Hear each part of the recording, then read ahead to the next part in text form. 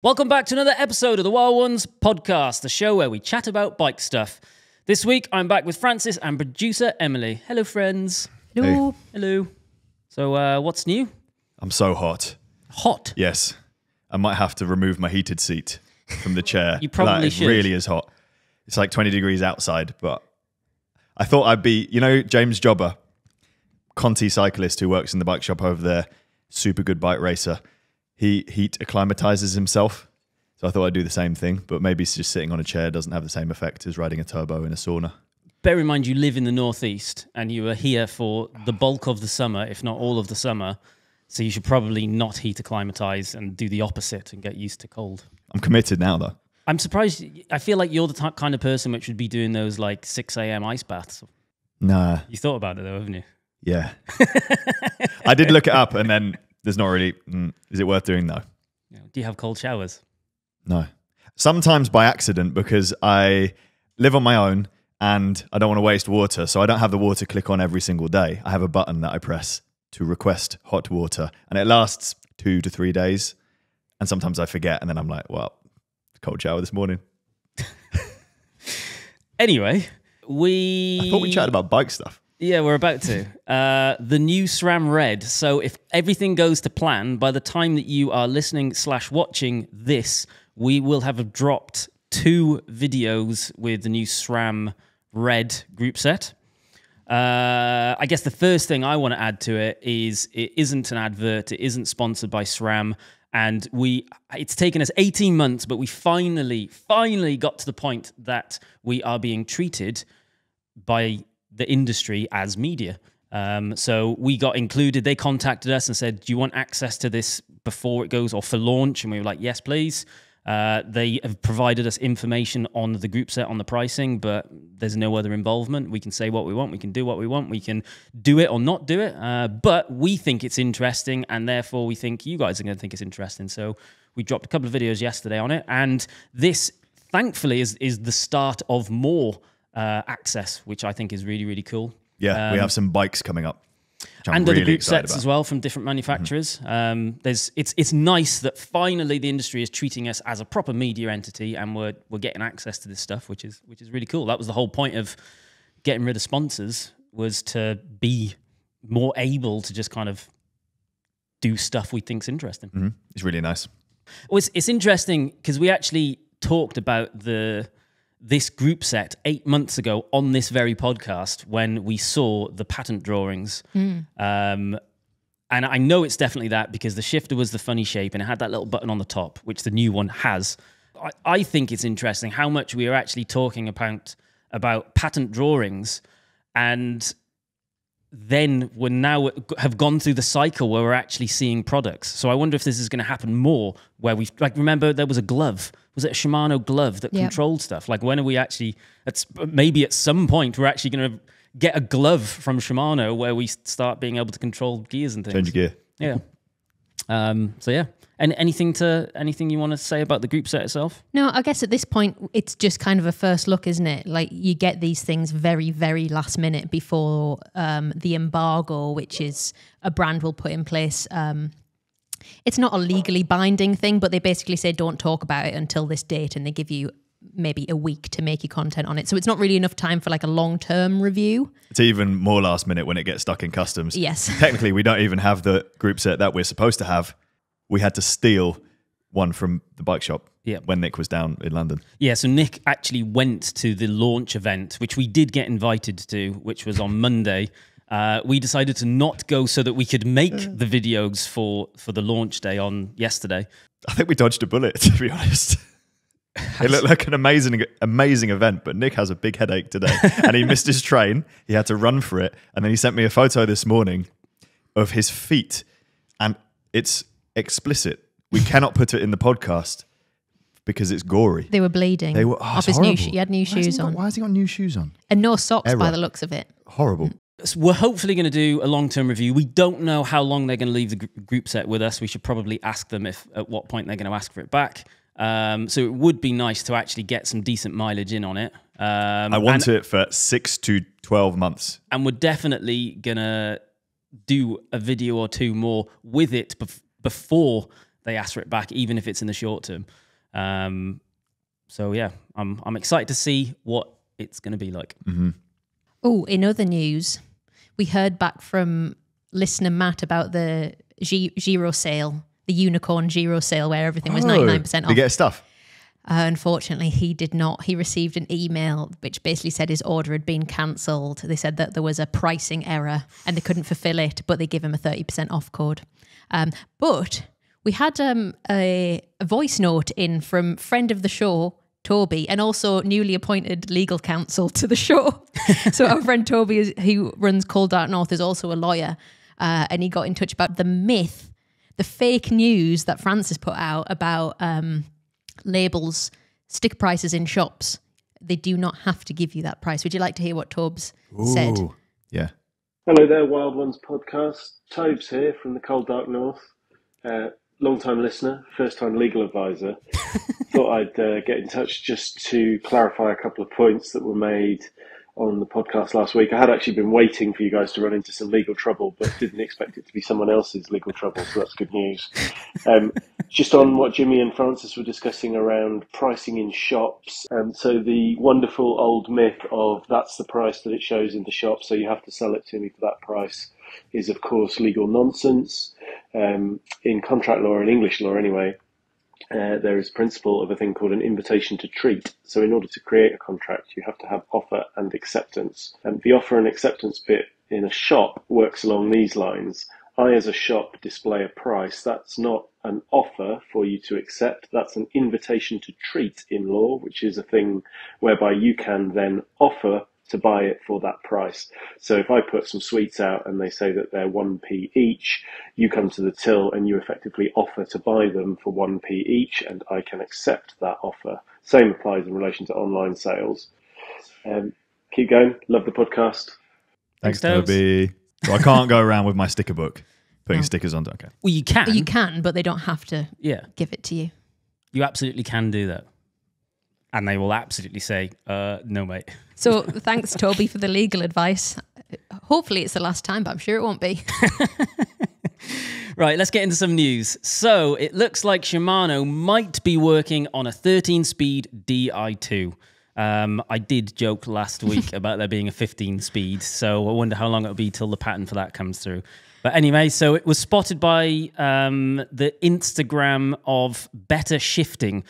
I think Chris Hall is good mates or chats to Better Shifting about stuff. I haven't looked at his account, but I believe he is like dedicated to making drivetrains more efficient and like has like a cult following of people that are into drivetrain efficiency, like Chris Hall. So anyway, there was some pattern drawings that show a Shimano Di2 derailleur acting on a cassette with 13 sprockets. It also details how the front and rear derailleurs could house internal rechargeable batteries. So this means it could be 2x compatible and fully wireless, which is in line what we talked about with Cycling Mikey on an previous episode. So 13-speed Di2. Do we need it? Need? I thought you were going to say want. Do you want it? Neither. No. It's the same as what did I say about the 15 last week? No, because then it makes I can currently switch my SRAM and Shimano stuff together interchangeably when I have a puncture or I come to my bike and something's broken. I can just rob other bits from other bikes. And I want to keep doing that. To an extent. Not to like, an extent. Yeah, well, it doesn't work perfect, but it works. It gets you. It gets me here. Yeah. I've been riding my GRX cassette because of the free hub on a certain set of wheels with my SRAM 12-speed, and it's fine. Yeah. It's not the crispest shifting in the world. But also my bike's covered in crap, which it always is. We need it? Absolutely not. Do we want 13-speed? Not really. Do we want wireless Di2? Probably. Yeah, wireless, definitely. With the caveat of, there's been some speculation, and Nick speculated about this as well. It's not conclusive from the patent drawings, but it looks like potentially the battery is housed within the mech, and therefore it might not be removable. So it is rechargeable. However, batteries have a shelf life. And then at what point does that then make the tech redundant if you can't remove the battery? It's not conclusive that is the point, but it makes it less desirable than something like SRAM or CAMPAD Well, where you I can remove think it. probably what we're going to see is, for example, SRAM's power meter crankset. The only way you can change the chain rings on that is if you send it to a SRAM service center or something along those lines. Because it has the power meters. Yeah, got so the they battery dismantle it and Yeah. put it back together with the new chain rings and a power meter. I think perhaps what we might see more of is brands creating products that require in-house servicing solutions, and therefore they make additional money. That's very annoying. It's That annoying. would be annoying. You used to have to do it with SRM power meters years ago. When the battery ran out, you had to just send it off to get a new battery. Yeah. And the batteries didn't last that long. Yeah. It was definitely more. It wasn't like the battery degrading because you're recharging it. It was just every time the battery ran out, you got to go and get it fit. Yeah. Isn't it? It's quite normal with mountain bike forks, isn't it? For them to be serviced. Some by- bike shops will do it. Some bike shops just send it back to someone who has higher level of skill. Yeah. It's quite normal though for like mountain bikers to be like, all right, well, it gets sent off every now and again for a full service. But I think we'll probably see more products coming through that require in-house servicing. Oh, it's just such a faff, isn't it? I mean, fine, offer it as an option if people want it, but I will never jump on the battery thing, the wireless shift. I don't want more batteries in my life. I'm crap at remembering to charge stuff. And it just takes away the simplicity of a bike. It does. And you know how long I have been anti-electric shifting. Yeah. And now I am like Mr. Electric shifting. Yeah, I know. It sort of is only one battery on most of my bikes because they're one by. So I have the one SRAM battery that I charge. Yeah. But I guess on paper it's not because you have the little watch batteries in the shifters. I've never had to change them ever. So I actually know a fact about this because I had to read up on the SRAM Red, like the tech docs. The batteries in the shifters of like the new SRAM Axis, or I called it AXS for the whole video. I've been saying it wrong. It's Axis, isn't it? It doesn't have an I in it, so it's not Axis. I call it Axis, yeah. AXS. I also call it AXS, actually. You know call what? it both. Who cares? Interchange. No one. Those little watch batteries in the SRAM electronic group sets, they have to be changed. SRAM say 2 years of usage, and that's based on riding 15 hours a week. It's a lot of hours a week. That's pro, basically, isn't it? It's a serious enthusiast. I mean, It's die-hard roadie, isn't it? 0.001% of cyclists. Yeah. Absolutely. Run 15 hours a week since I was in Malaysia. Unless they also know that they just kind of run down. Well, they will, their batteries. They will just lose their charge regardless. Anyway, yeah. So maybe it's 15,000 miles a year or 2 years. Mm-hmm. But yeah, well, I've had my rival shifters for more than 2 years and they're fine. I haven't checked them. Well, they still work. I'm assuming you can connect them to the app and the app tells you. The app does tell you everything. So the new Di2, the current generation of Di2 shifters will have batteries in the Same shift thing. as well. Then yeah, I'd have no idea how long they last. See what Shimano's claim is. It'll be similar. So what are we saying? We don't care about 13 speed. Yeah. Yeah. Oh, you're asking me? Yeah, I don't care. In fact, I would. My preference is keep it the same. Keep it 12. 12 is enough. That's the sweet spot because all of my bikes are that. It's purely selfish. Right, so next we need to talk about Zwift. So a few of you wrote to us this week annoyed at the news Zwift is raising its prices. So in the United Kingdom, it's going from £12.99 to £17.99 a month. So that's up £5. In the States, it's going up by $5 a month from $14.99 to $19.99. And it's similar in other countries too. They've been accused by some frustrated cyclists of taking their subscribers for granted. But Zwift were quick to point out that they haven't raised their prices since 2017 and say it was necessary to support the future development of the platform. It also comes 3 months after co-CEO Kurt Biedler resigned amid another round of redundancies at the company. So, is Zwift still worth the money?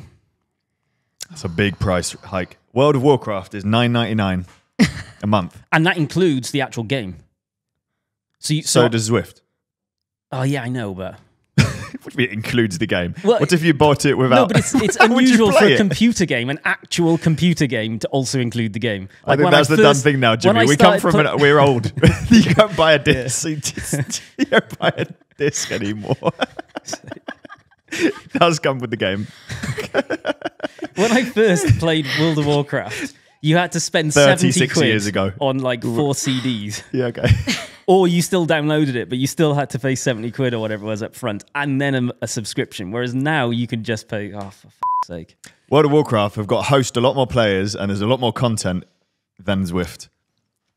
Therefore, Zwift should be less. They have also recovered a lot of their initial investment via the first decade of the game. Mm-hmm. It's a lot of money, isn't it? $17.99. The problem is also everything has gone up in price. Yeah. Everything. And it's like, where does it stop? You get to the point where, you know, if you're living to your means, whatever that is, and suddenly everything in your life, utilities, expenses, entertainment, all goes up, then you have to make some concessions. And I think I guess the thing Zwift are banking on is that won't be one of the concessions, but it will be for some people. We had people emailing in saying, I just can't afford this anymore. I can't justify it. Mm-hmm. But you can't go to another training app, can you? Because all of your points and levels and unlockables are on Zwift. Yeah, but maybe That's surely a joke. What? Is that a joke or are you being serious? No, I'm being deadly serious. You're not. Yeah. You being serious? Yeah. You mean you want me to lose my lightweight Millensteins? That's outrageous. I don't start another training app You're joking. from scratch. I know you're joking. It's like starting again as a baby now in life. I thought the point you were going to make about World of Warcraft is Zwift $17.99, World of Warcraft's only $9.99. So get on your turbo, play World of Warcraft while you're turbo. Also a great suggestion. Oh, instead of Zwift. I've heard it's a very good time to start World of Warcraft recently. What has They've happened? revamped the leveling system. This is what you told me. Oh, that was ages ago. That was like 12 months ago, maybe longer. Time flies. Yeah, it is good now. I think that maybe the point where they've gone wrong is if they'd released some large functionality update at the same time as this price, maybe because obviously they released those Zwift Play things, but it's not revolutionary, is it? It's a bit meh. Yeah, that's definitely a product for the future. It is, but I think that's the time to raise your prices. Add more stuff and then raise your prices. Do you think you'd do it in winter as well, not right at the start of summer? Whereas if I had an active Zwift subscription now, saw it was price increase and it was sunny weather, I'd be like, right, definitely bin it off. I think most people do that anyway. I imagine they know that that's going to happen anyway. So that, you know, there's fresh frustration now when people aren't really bothered, and then maybe that'll cool off by the time it's winter. Whereas if you do it at the start of winter, people are annoyed and you potentially lose the point where it's actually. It will. Yeah. So I think Zwift is essentially a tech company. They exist because they convinced a load of very rich investors to give them probably hundreds and hundreds and hundreds of millions of dollars. I'm sure if you Google it, there's easy to find out how much investment they've had over the years. They've been going for a long period of time and haven't gained a significant traction in terms of profitability. So that investors, they're probably struggling to get new big pots of money. So they're now looking at, well, how do we keep operating? Yeah. We reduce our costs. We become more targeted rather than general because they've just started going into everything they could possibly do, like hardware and trying this and trying that. They're trying to streamline a business and increase value in their subscription, because that ultimately is what's going to get them investment or enable them to float in the future, rather than just be existing or existing via investment runway. Yeah, you're right. I think the runway is running low, isn't it? And probably the hardware thing was meant to be a bit of a get out Probably, yeah. card for them, but then they had that trouble with Wahoo, didn't they? So they've had to team up with them, which means reduction of profits on that side of the business as well. I think they are probably struggling. I think it sounds like it. So I had a look into the redundancies. There was 150 staff laid off in May 2022, 80 staff laid off in March 2023, and a rumoured of 100 plus staff laid off in February this year. So every single year there have been a lot of redundancies made. That's sad, isn't it? It is, yeah. But I think a lot of it comes down to, what are they trying to do? They're trying to create a business that's worth so much money that the founders can sell it and become outrageously rich. That's ultimately what they're trying to do. Yeah. And the problem with that is they're not actually driven by making or being satisfied when they've created a really good product, which they have done. The product there is no other product which is good on the same level at all. The other options don't entice me at all. Yeah. At all. And they're either just a bit weird and seem a bit sketch, or the graphics are terrible, or it's not at the same level at all. Agreed. They are in a league of their own. And it's almost a shame that they do. I feel like they are driven by being unbelievably massive, rather than going like, do you know what? We've got a sick product. We've got a really dedicated customer base, and kind of scaling to a level that goes, right, well, that's enough. We can all make a lot of money and have a really successful business, rather than a $20 billion company and everyone walks away going, well, I'm going to buy an island. Would be nice though. But yeah, what I do know for certain is Zwift is strong enough that they're not going to disappear. So like, if they were absolutely ruined financially, someone's buying Zwift. Worst case scenario, someone is buying Zwift. Should we all put a pool together? To buy Zwift? Yeah. What would you do to it? What, Zwift? Yeah, what updates would you implement? I want it to be more gamified. I want it to feel like a computer game. Yep. Like, and that was what I was excited about the Zwift Play controllers, because they have that level. I played one of the levels where it is basically Mario Kart or like Wipeout, where you're kind of navigating, collecting all of the rings and getting like turbo boosts and stuff. Yeah. And it's great fun. You forget that you're pedaling.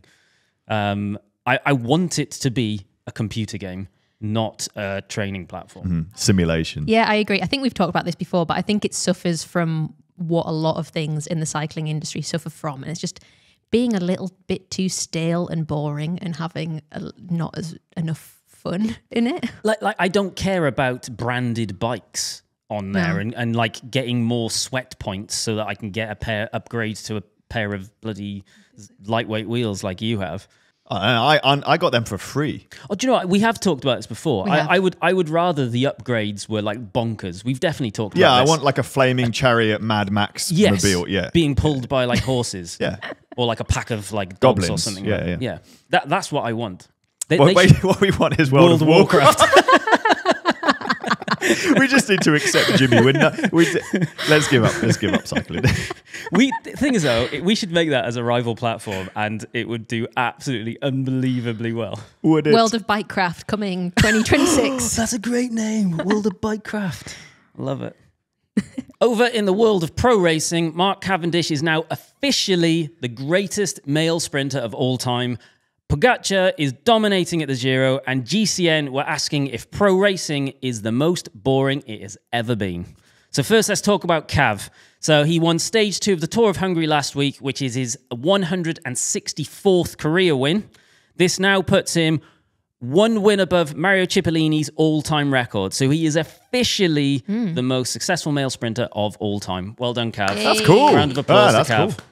I like that. That's a great achievement. That is. Well, it's unbelievable, isn't it? Yeah. And a good boost going into the Tour as well, perhaps, because we obviously know what he's trying to achieve there. But it's a very mental game, isn't it? So 100%.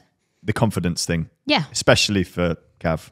He seems very impacted by like how his head is. Yeah. Yeah. Which so they've probably been very careful about picking his races going into the Tour to kind of give him confidence, feel good, ease himself in, rather than like have a like Pogacar's early season is insane, and his goal is to win the Tour de France. Like, you know, how they've approached this season are the opposite, you know. But yeah, well done, Cav. I am very excited to see what happens with him at the Tour, and I still hope that he gets that Tour de France win. So do I. But if he doesn't, I think he's still the greatest. He is literally the GOAT now, and his career is amazing. I hope he does get to retire, and he can just like. I just feel like having that. He's been carrying that burden of being the greatest for like so many years now, and I imagine one, getting that win will be really satisfying to him, and two, when he finally retires, he'll just have that. He'll just be able to go, it's done, it's done. Like, that is ticked off, and then we have to get him on this podcast. Do you think that's a rare thing for an athlete to feel fully accomplished and happy with their career when they finish? I imagine it is very rare. It's a rare thing, yeah. Even though it shouldn't be, Yeah. because it's it's like sports psychology, isn't it? Mm-hmm. Like there's so many unbelievable athletes that have achieved unbelievable things that will forever have regrets and be unsatisfied with their career, even though their careers were just like just astronomically incredible. You know, like you had a good career. No, you didn't really. No, I did didn't. you? Meanwhile, Pogacar's current domination of the men's pro peloton is incredible. But does it make racing dull? What's your views on this? I've probably watched more of it than either of you two. I love it. I love it as well. I'm a proper glory hunter, though. Whoever's doing well, I'm like, yeah, they're my favourite. I like to bask in the glory. I absolutely love him because he just has a bit of character. He's got a personality. He's happy. He enjoys it. He celebrates when other people beat him. I love how he is making cycling cool and fun. Yes, he is dominating stuff, but it's probably more comparable to Formula One at the minute with Max Verstappen. He is so dominant that you go, right, so he's first, and then there's still a big race going on for second and third. Well, there's every Grand Tour has got multiple competitions as well, so there's always something else exciting happening. Yeah. But it always goes in waves, doesn't it? And people moan that it becomes boring when one person's winning. There was Philippe Gilbert back in the day winning every single classic, like riding away from everyone at the end. And did people moan about that back then? It wasn't social media, so you didn't see it. Probably, yeah. But it's the same, maybe not quite the same level of dominance, but in the niche of the classics races, for sure. Like uphill finish in a classic, he won. Every couple of years, there's for someone. a good year, like maybe longer. And you have to remember that, Jonas Vingegaard isn't there at the moment and that kind of thing. There's this sort of pocket of quite a few injuries hitters that are just out. Do you think people who are fanboys of not Pogacar are just upset and being salty and saying it's boring because their favourite rider isn't winning? Maybe. But it's early in the season. Yeah. I guess if you're not a Pogacar or and it's only specific bits of stages. It's the general classification, isn't it? Yeah, but he's won loads of stages as well. I think there maybe been 7 stages and he's won 3 or 4 of them. He won 3 in a row. If you're not a Pogacar or a Van der Poel fan, I could see how it might be a bit boring. But in every race, there's always stuff going on with people that you would support. Like if you watch a race, even if someone has a breakaway, there's always stuff going on. There's always stuff. It's an exciting sport at a baseline. It is. It absolutely is. I actually think, in my opinion, it is probably better now than it has been for a long time. I'm really, really enjoying it at the minute. Would it? I would actually love to see it. Would it be interesting for every single rider to have the same equipment? Same bike, same wheels, same group set, same helmet, same glasses, same skin suit equipment. Didn't they try to do something similar to this in F1? Yes, there is. I think it was the E. I think it was like Formula E.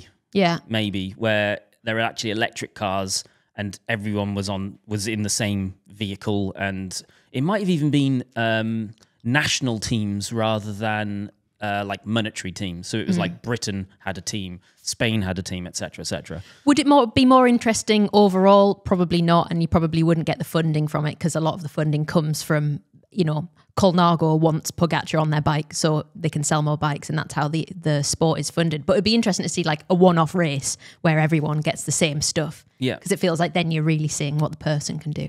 The results would be the same.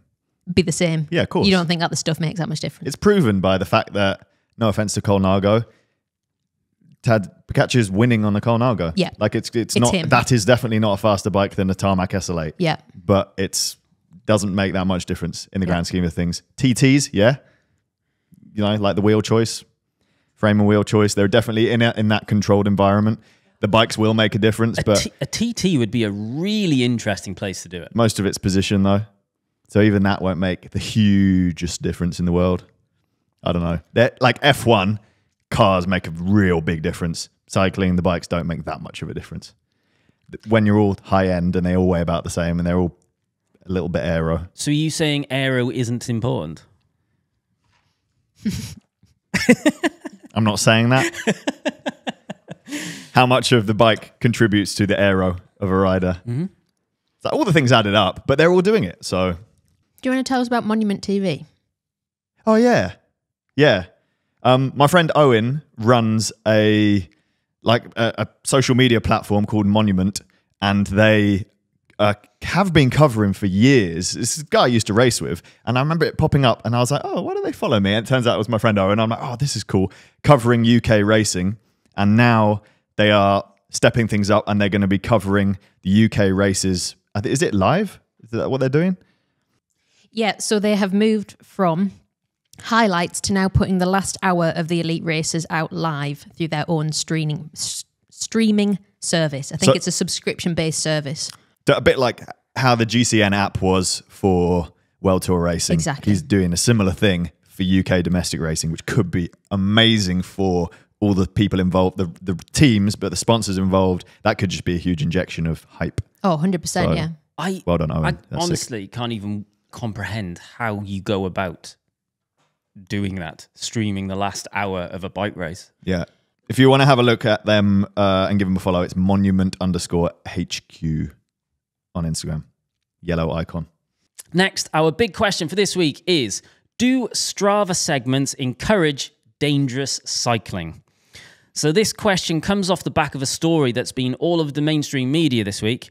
Basically, Strava and other apps have been asked to remove the roads around London's Regent's Park from segments after a pedestrian was killed in a collision with a cyclist. The incident happened in 2022. The pedestrian was an 81-year-old woman who was said to be hit by a cyclist that was riding up to 29 miles per hour. Sadly, she later died of her injuries. But last week we found out that no charge would be brought against the cyclist.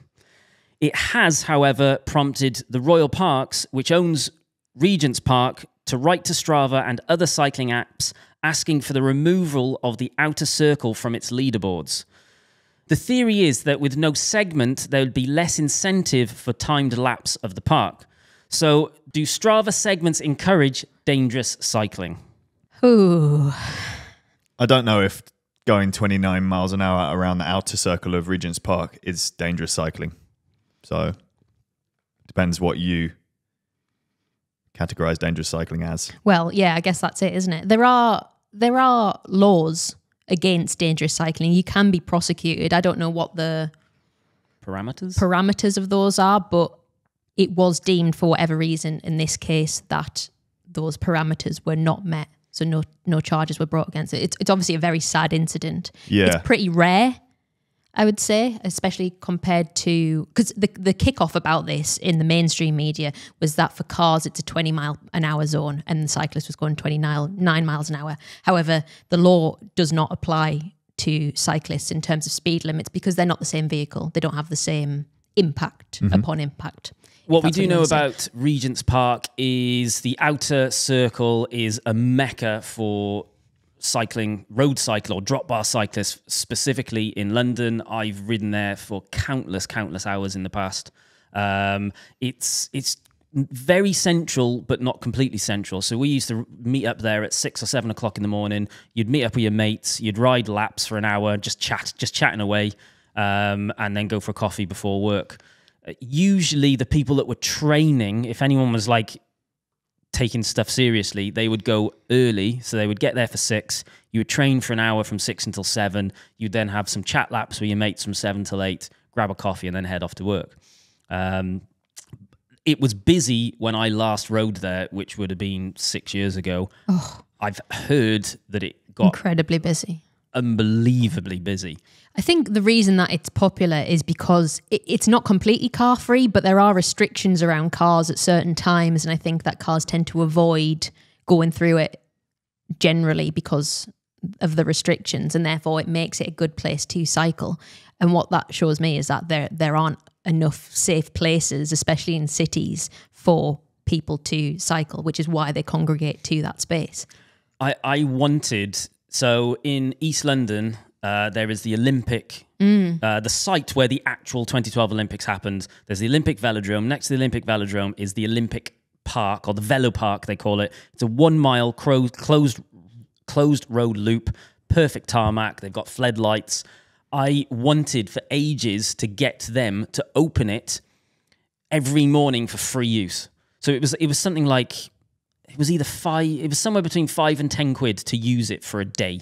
And they treated it as you could use it for a full day. Not that anyone's ever going to use it for more than like a couple of hours. But I was desperate to convince them to open it for free for absolutely everyone. Anyone that wanted to ride their bike safely every morning, Monday to Friday, from 6 until 8 o'clock, so that there was this closed road safe space for people just to be able to ride their bikes. And I was working on the basis of it would encourage people that perhaps don't have the confidence to commute to get better at riding bikes and then go, actually, I can commute. But it was just kind of this idea of a nice, safe training space. And I think it is that's just massively lacking. But it's not just London. It's just that London has a lot more cyclists. It's the same where we are up in the northeast. Like if I wanted to do an hour's worth of training on a morning, I have to do it just on roads with commuter traffic, or do it on a turbo, which I don't really want to do when it's 20 degrees outside.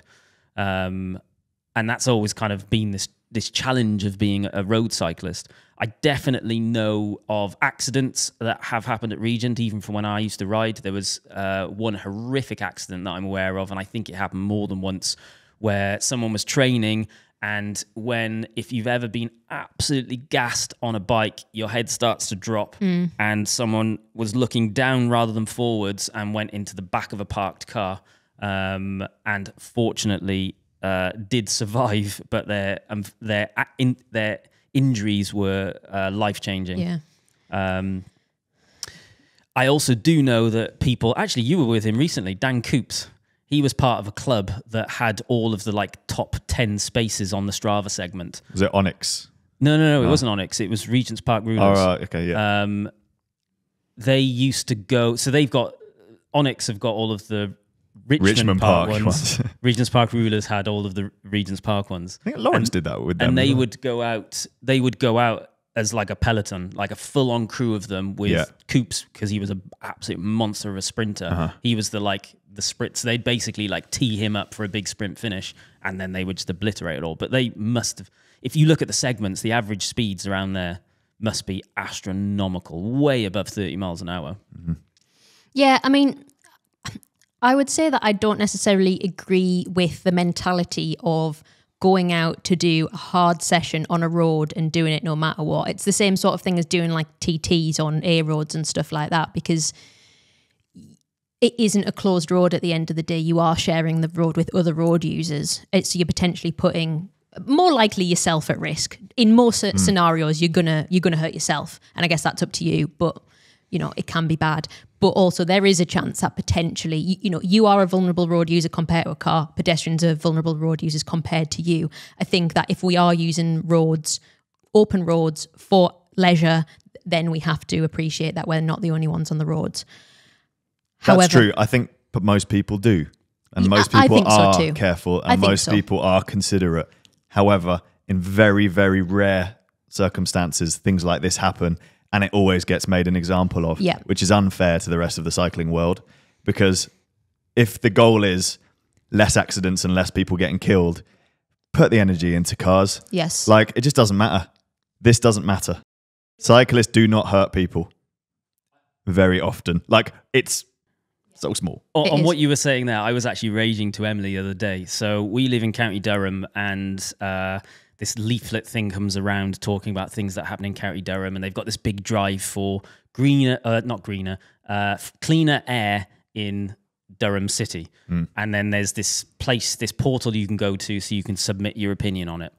And nearly all of their suggestions are around increasing park and ride, so there's less cars in the city centre.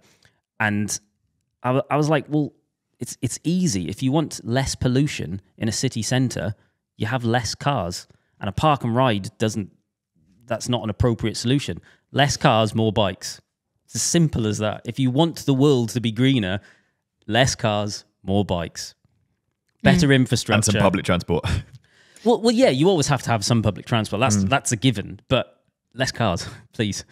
The point is, if there's less cars, it becomes safer, more attractive, more inviting to ride a bike. And therefore you get more people that actually live only 2 miles away from a town centre.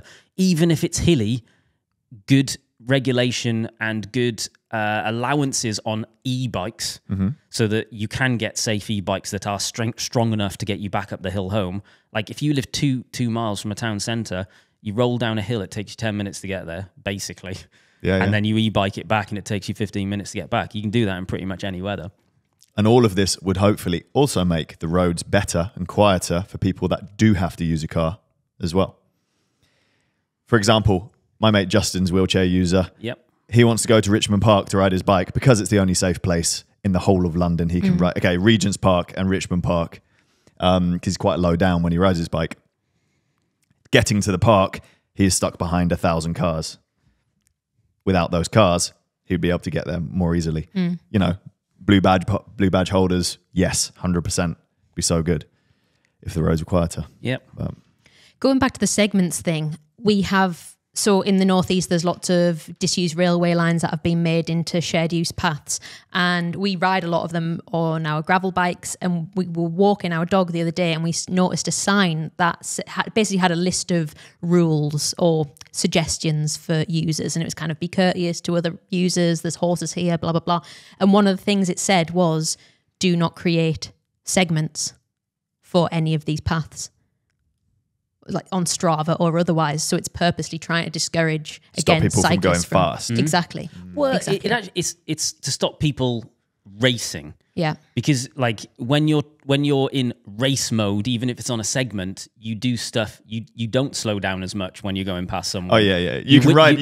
You'd be going out to get a workout. Like I want to get home fast, and I'll be on a gravel track, and I'll ride hard. But if I see someone, then I'll just stop and slow down and go, oh, hello. Exactly. And then I'm stopped for like 2 seconds. But if you're trying to do a segment, that wouldn't be the case, would it? You'd buzz past them. You would be tempted to buzz past them. Well, and I think a lot of people do. Yeah. And see, I that's don't have ultimately... Strava. I haven't had Strava for years because it got hacked and my profile picture got changed to a picture of a lady, which was really weird. I don't know who it was. So I deactivated my Strava because I was like, this is not secure. And then I think I've got it back now, but I don't use it. And it's a nice thing to not. I'm glad I don't have it. It's another social media, isn't it? For me, the biggest issue with segments, and I guess it is Strava because that's really the only place where segments are usable. When I started cycling, I loved them because it was always, I used to set up my own ones on my commute and I'd always have these little sections to smash, and I loved having these little things to target. But what I know now is how unhealthy that was. And that I had this mentality of, you know, like like some of my mates, we would go out riding specifically for certain segments, and it's just so stupid. Whereas I would have had a much better time, and I would have been a better cyclist if I'd actually just chilled out a bit and didn't ride every single ride at like VO2 max, because I just wanted to smash segments continuously. They're quite competitive now. The ones out in the Surrey Hills. I was with Pete recently, Coach Pete. And back in the day, many years ago, we had loads of KOMs. And then I was like, we're going to be down in London soon. Should we try and get a KOM? And he was like, there's no way. There's no way we would even get close. You'll be lucky to get a top 50 on most of them because of teams like RPR, Onyx, who go out and they like paceline them. There'll be 5 guys trying to get one person to get the segment. Plus, with all due respect, the technology from when you were racing is quite different now. As in the equipment? Well, yeah. Because the bike does matter. Well, the full package has an impact. Yeah, it does. As we know. Not significantly, but it does have an impact. Most of those out in the hills, even the hills, TT bike. I was looking at one in LA. There's one of the canyon roads, which is it's like one of the bigger climbs that you can access right on the edge of the city. And I was looking up the KOMs, and then something popped up, and it was a guy on a TT bike with a moped cameraman filming it. What? Because it was just like they documented it for YouTube or something. Right. But he absolutely obliterated the KOM, and despite it being uphill, faster on a TT bike. So not only are you're there without no access to your brakes, absolutely going. Obviously, they spotted you can kind of go up the climb and make sure it's all clear and stuff. That's probably what the moped was there helping with as well. But a lot of them, there's a little bit of risk involved. Well, yeah, I can see based on that the argument from some people that segments and stuff like that then encourage you to be less thoughtful as a road user. But I think you're right, Francis. I think in the grand scheme of things, cyclists are not a danger to society in the same way that motorists are. And the danger with these kind of reports is that it always then encourages, especially the right-wing media, to have this discussion about crackdowns on policy, trying to, have cyclists have license plates and stuff like that. Interestingly, an advocate for the cyclist is Top Gear presenter James May. Did you know he was I did know this. Is this a break of doctor-patient confidentiality? He had a bike fit with James. Oh, did he? Yeah. Ah, James and interesting. James. Yeah. James May. He had a bike fit. So, I think Cycling Mikey might be mates to them as well. Oh. Yeah. He's always been known to ride a bike a little bit. Right. Richard Hammond as well. He says Not Clarkson. said that regulation was completely against the spirit of riding a bike, and trying to cure the world's problems by adding more admin is pointless and expensive and makes life miserable. He's right. Bikes should be like, if you're a kid, you should be allowed to safely go out and ride a bike on a road. Yeah. Not an A road maybe, but your local streets.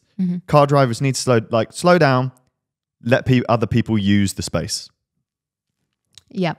That's what we used to do when we were kids. Go out riding on bikes. No helmet. You should be allowed to. I guess as we were talking about with cyclists, it applies to everything. It isn't everyone. No. Like a lot of car drivers, especially in the Northeast, are Great. fantastic. Yeah. They give you so much space. They pass you slow, but it's always that tiny percentage, isn't it? That just anyway. We've talked about it for this quite a while. Let's move on to another round of overrated or underrated. I'm going to read out a list of things and you're going to tell me if they are overrated or underrated. So these are suggestions from James, who is from the Great Southern Land, which we think is probably Australia. And based on one of his suggestions, is definitely Australia. And I'm going to start with that. 3/4 length bib nicks. So I know in Australia they call tights knickers or nicks. Overrated. 3/4 length. Yeah. I've also decided, I thought about it the other day. I don't think knee warmers need to exist either. Oh. Leg warmers or no leg warmers. I've decided, for me, it's fine. Tan lines are better. You either have no tan or normal short tan. And then the in-between is just not needed. What I like about knee warmers is, so knees are a joint that are very susceptible to damage, especially the older you get. You'll understand that when you get a bit older, Francis. What I like about knee warmers is that they're smaller. It's like a more compact thing to put on and off, especially if you're going to take them off mid-ride. 3/4 length tights, I just can't imagine me ever using them, so I'm going to say overrated. I think I've never tried them. However, as I was putting on a pair of knee warmers the other day, I hate them so much. I hate them because they cut off if you haven't got very, very, very skinny legs. And I think it's more of a problem for women because we tend to hold more fat in our upper thighs. It just cuts you off. It feels horrible. They do the sausage thing. They do the sausage That's thing. that is not a body fat percentage thing. I don't think. Even when I was racing, I'm like, and they just look weird. Yeah, I think they either do the sausage thing or they just slip down. I remember when we first met, you were like, I hate these. They never stay up. And it's like, yeah, because you haven't got enough fat on you. Like, you know what I mean? Like they're made in one size fits all, and people's legs are not one size fits all. For me, they just create a sausage effect, and I hate it. I actually think I don't want to wear bib tights though, thermal bib tights. So either like a summer bib tight or a summer 3/4 length, I think is what I'm going to invest in next. So I can't say that I have tried them, but I think potentially they are underrated. And I know that they definitely perform better. They sell better with women, definitely. I think because of that reason. So you're thinking like an early, a spring ride Exactly. or like a summer ride where you're going out early and it's like 10 degrees lower than it's going to be later on in the day. So you just want a bit of extra protection. You're not going to be out all day kind of thing. I would actually only use them on a ride where I know it's either short or the weather's not going to change.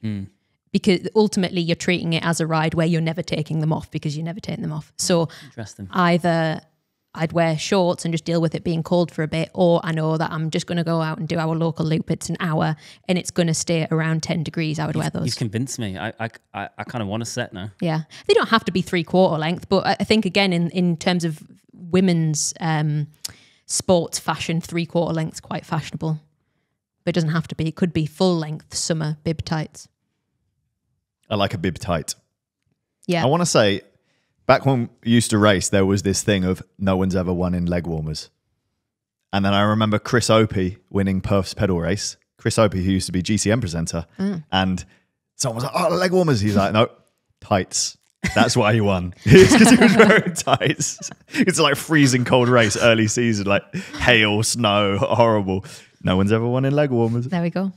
If you have ever won in leg warmers, please send us a picture of you on a podium. Loads of people in England. Yeah. Next up, also from James, super reflective winter wear like Provis. You know, there's like full-on outfits of reflective stuff. Wait, what? When the light hits them, they become very... The whole thing? Yes, but otherwise they look quite grey. I used to have one. I used to commute in one. I think probably overrated. I bought a child's one because it was significantly cheaper and it just about fit me. And I used to commute in that. But on reflection, I think if I was to do it now, I would be wearing high vis, maybe with a little bit of a reflective strip. But I think that the issue is that it doesn't give... If visibility is what you want, I would probably just go high vis. It's significantly cheaper as well. Well, I think where they're good is if you are going to be somewhere where you're being approached by something that definitely has lights on, you are going to glow. Yeah. I think they are. I think the fabric, because we use some of the fabric on the back of our bib tights when we had Atticus. So there's 2 stripes on the back of each leg that are made from this type of fabric. The problem with it is it's massively unbreathable. They're like boil in the bag. That coat that I had was boil in the bag. It's horrible to wear. Yeah. I think Provis did one which has got loads of holes punched in it, but I imagine it's still similar. So the fabric as a fabric is pretty cool, or pretty cool tech. But yeah, I think it's in practice, it's actually a horrible thing to wear. I'm going to say overrated because I can just go bright colors. Yes. And light myself up with tons of bike lights. Overrated. Stupid victim blaming. You should be able to go outside without getting run over. Just like this. The next one is funky anodized bolts or color coordinated bolts, cable ends, hoses, etc. Is there such a thing as too much bling? So like all the little details on a bike being color coded. I think it is overrated. However, I think a bit of detail can be really, really nice. I think it looks, I don't like it when someone goes like hardcore and just like, it becomes more than just a bit of detail and it becomes extreme. But some stuff I think is really cool. Does the other person's bike offend you enough that you go, I don't like it? Oh no, because if someone has done it and they like their bike, then that's cool. That's like, what I was thinking. If it's my bike, then it would offend me, but it isn't my bike. I don't care. Like if someone enjoys it, then excellent. Yep, do what you want. Underrated. However, for my personal bikes, I would always just do black. I do like a little bit of a pop. So like say like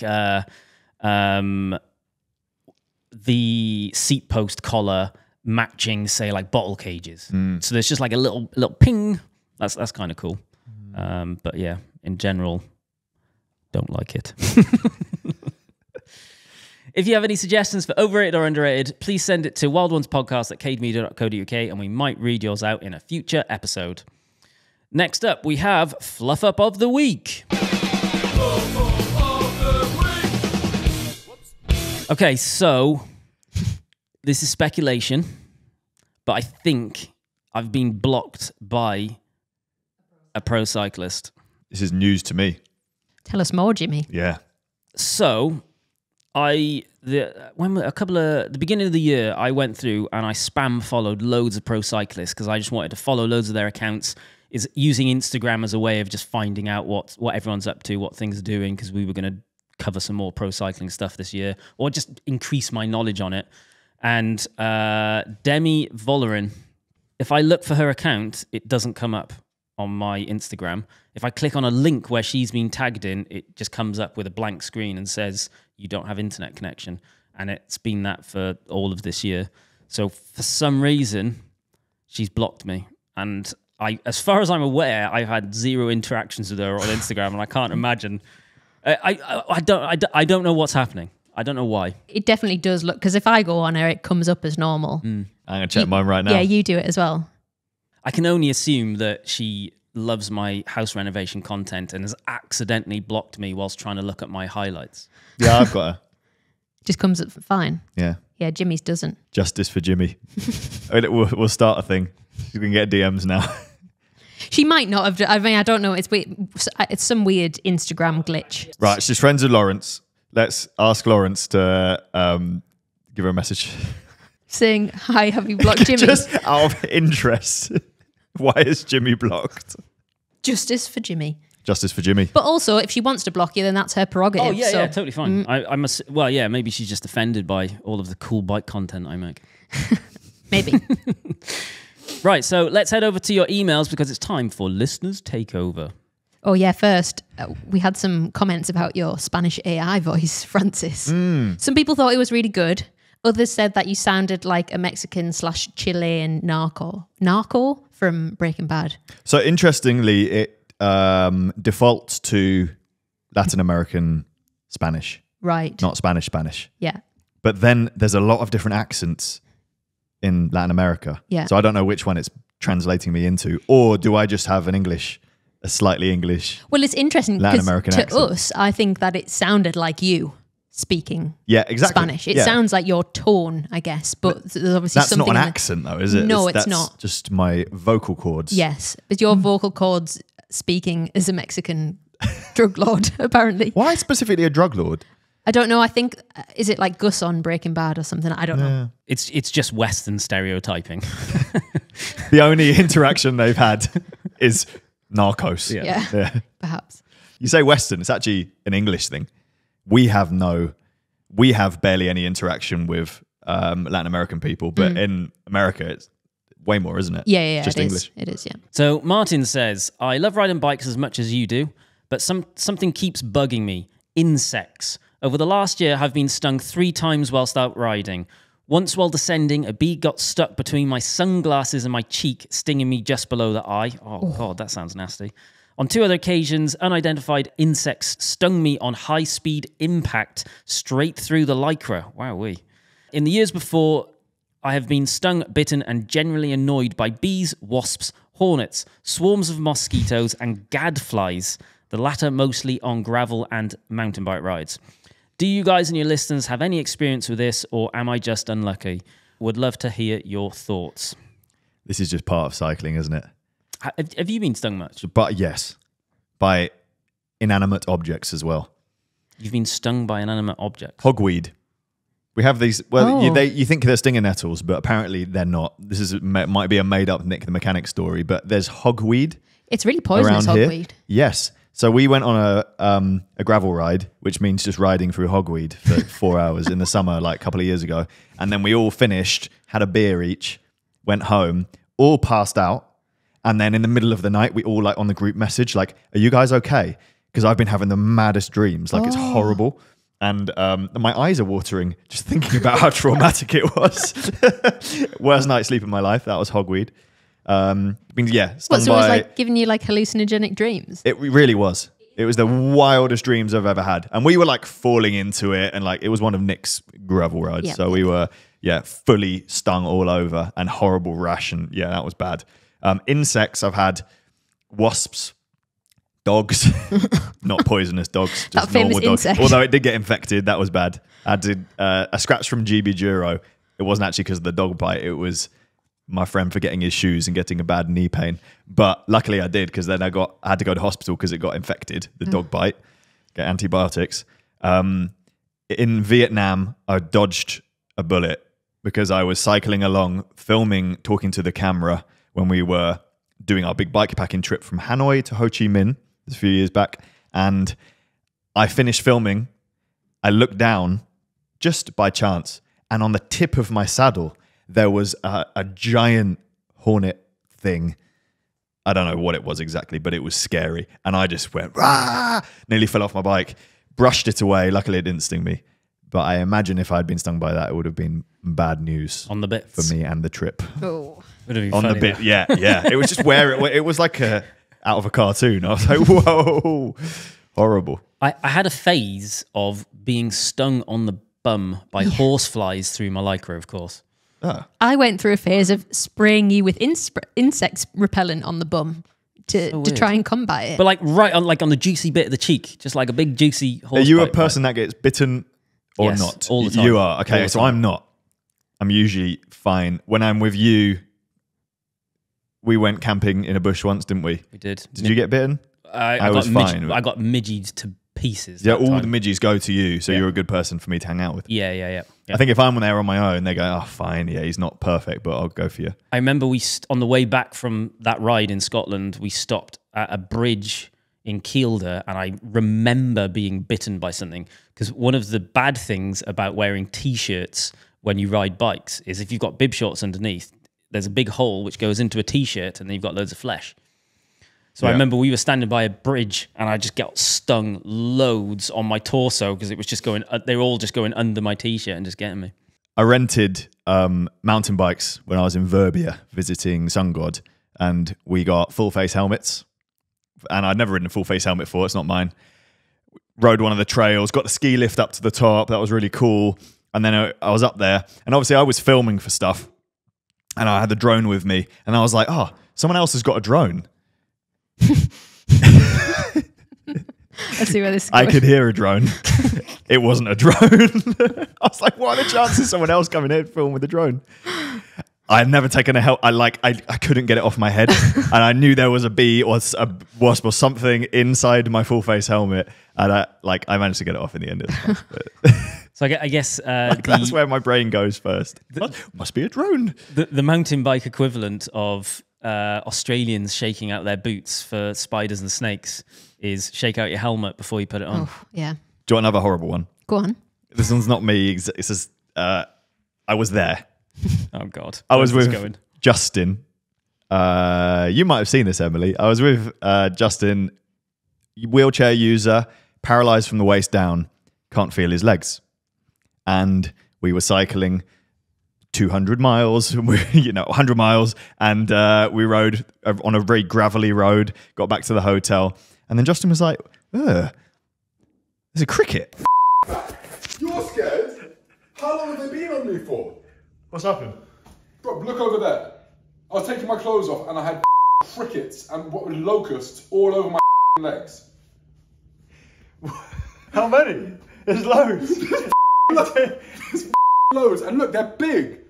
And then we looked at the floor and we were like, oh, there's a lot more crickets. Oh my God. And then he just ripped his trousers off and there were crickets, like locust things, all over his legs. And they'd been there probably for half the day and we don't know. Oh, dear. But did they bite? Are they okay? I don't think they bit him. They just wanted to They were ride just to the there. They next just wanted to stop. ride to the Holiday Inn. So do we have any solutions for this? Not really. Sorry, mate. No, it happens to everyone. Maybe wear a hat. Citronella or lavender, insect repellent, but make sure it doesn't have DEET in because DEET destroys everything. Insecty, the lemony insect repellent really Yeah. does work well. I just don't like that on my skin. No, it's not another great, thing but- to put on, isn't yeah. it? As a sun cream and then that and just. I mean, touch wood. I can't recall ever getting bitten. Touch wood. Dangerous. I'm like one of those mosquito lamps. They touch me and they just go zzz, and they die instantly. Or it's as Francis said, it's the effect of being around me and them all just attacking me They all go instead. to So maybe. That's all for this week. Thank you for listening. Keep sending your emails and stories and fun stuff to wildonespodcast@cademedia.co.uk. If you like the podcast, drop us a like on YouTube and leave us a 5-star review if you're listening. It really helps to grow the podcast. Thanks and see you all next time. Thank you very much. Thank you. Thank you. Bye. Powering down until next week.